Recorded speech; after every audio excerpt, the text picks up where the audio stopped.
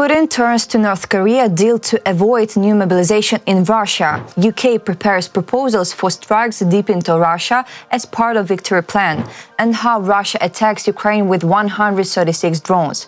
The latest news next. The United Kingdom is considering its own proposals regarding the possibility of Ukraine targeting military facilities deep within Russia.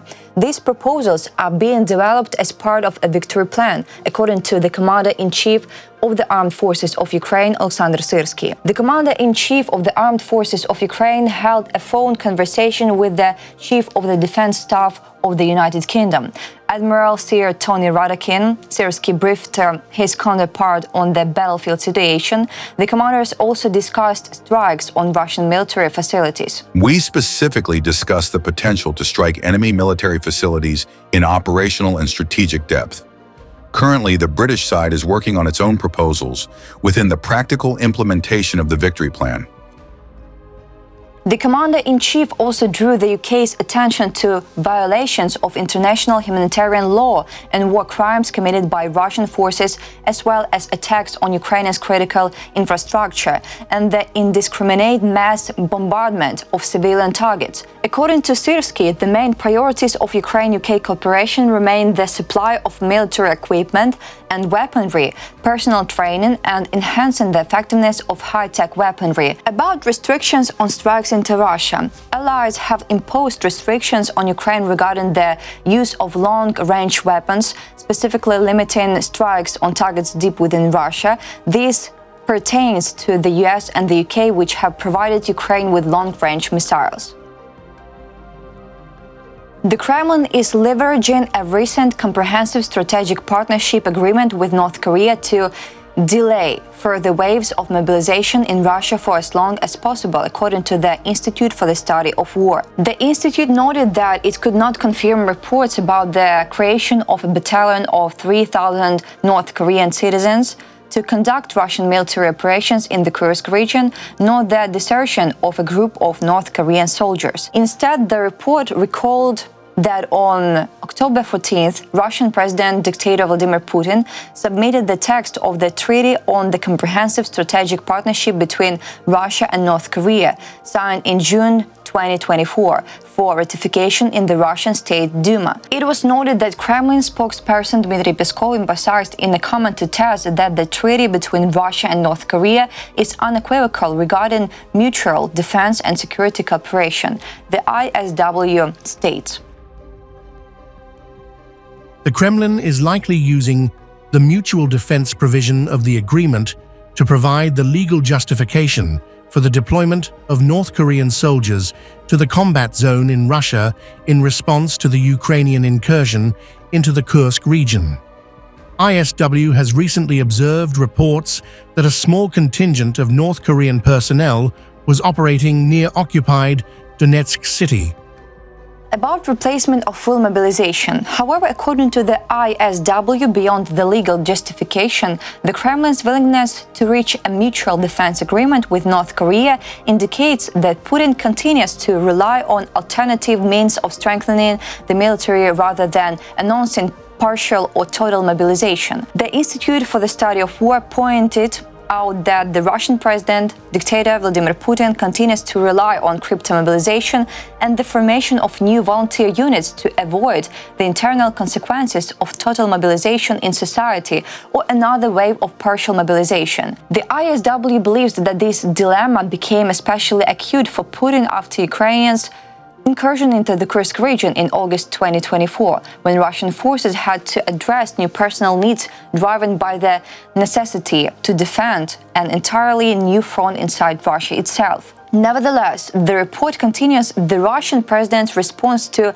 the invasion of the Kursk region aligns with this overall approach to shaping Russia's armed forces throughout the war. He thus maintained his reluctance to confront the invasion more seriously by initiating broader mobilization. Instead, according to the ISW, Putin focused on the unique creation of new territorial defense units, the redeployment of existing units from Ukraine, and the use of conscripts. The ISW report states. The use of North Korean personnel under the Mutual Defense Clause of the Russia-North Korea Agreement is part of the same wider effort. Putin appears more willing to absorb North Korean personnel into the Russian military and resort to other irregular force generation efforts than to call for a wider mobilization to actually address the combat situation in the theater of operations. About Russia-North Korea cooperation. In June, Russian President Vladimir Putin paid an official visit to Pyongyang. During the visit, Putin and North Korean leader Kim Jong Un signed a strategic partnership agreement. The document provides, among other things, for mutual assistance in the event of aggression against either country. Recently, media reports indicated that thousands of North Korean soldiers are being trained on Russian territory for eventual deployment to the Ukrainian front by the end of 2024. In early October, 6 North Korean army officers were killed by a missile strike from the Ukrainian armed forces near occupied Donetsk. Meanwhile, the armed forces of Ukraine reported the formation of a special battalion in the 11th Guards Air Assault Brigade of the Russian Armed Forces, with North Korean military personnel participating. The battalion is planned for use in the Kursk region. According to Ukrainian intelligence, 18 North Korean soldiers had already deserted their positions in the Bryansk and Kursk regions before this unit was deployed in combat operations. The Russian army has upgraded its Shahed strike drones. The drones now fly faster and at higher altitudes, according to the Institute for the Study of War. The ISW cites the words of a serviceman serving in the Mobile Air Defense Unit of the Ukrainian Armed Forces.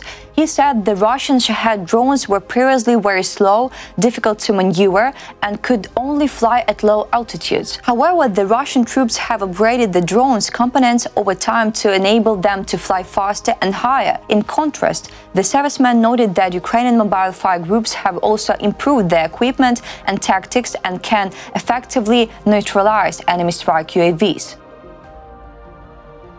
Russian forces attacked Ukraine with 136 drones on the night of the 16th of October. Ukrainian air forces has managed to destroy 51 drones, while 60 drones have disappeared from radar due to electronic warfare measures.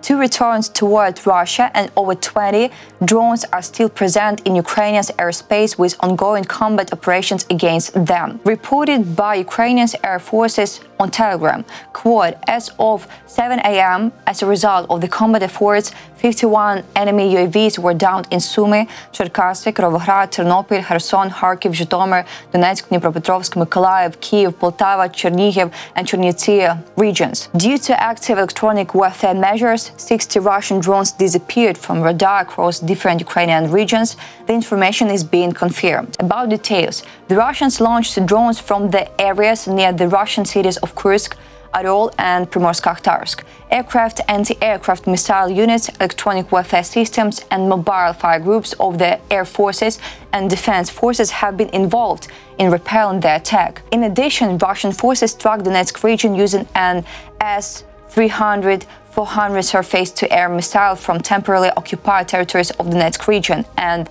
a Ha-59 air-to-surface missile targeting Chernihiv region from Russia's Kursk region between 9 p.m. on the 15th of October and the morning of the 16th of October. The United States can shoot down Iranian missiles over Israel, but it does not want to destroy Russian missiles over Ukraine. The main reason for this is that Russia is armed with nuclear weapons, while Iran is not, according to Politico. A senior aide in the U.S. Senate who works on Ukraine-related matters said there is a much greater risk if the US were to shoot down missiles over Ukraine as they do over Israel. The tough answer that Ukrainians may not like to hear, but is unfortunately true, is that we can take the risk of shooting down Iranian missiles over Israel without triggering direct war with Tehran that could lead to nuclear war, he said. 2 officials from US President Joe Biden's administration, speaking on the condition of anonymity, expressed the same sentiment. According to Politico, sending American troops to shut down Russian missiles over Ukraine could spark a direct military confrontation between the 2 largest nuclear powers in the world amid the biggest war in Europe since World War II, with potentially apocalyptic consequences. Meanwhile, in the Middle East, the US can shoot down missiles over Israel without triggering war with a nuclear adversary. About background, in October, Iran launched a massive attack on Israel, firing nearly 200 ballistic missiles. The Israeli military was assisted in repelling the attack by US destroyers. Recently, the Pentagon announced that the US had deployed a THAAD missile defense battery to Israel. According to media reports, the US will also transfer additional air defense systems to Israel. However, the Pentagon ruled out the possibility of shooting down Russian missiles over Ukraine, explaining that the wars in Israel and Ukraine are different. That's all for today. Thanks for watching this video. Like and subscribe.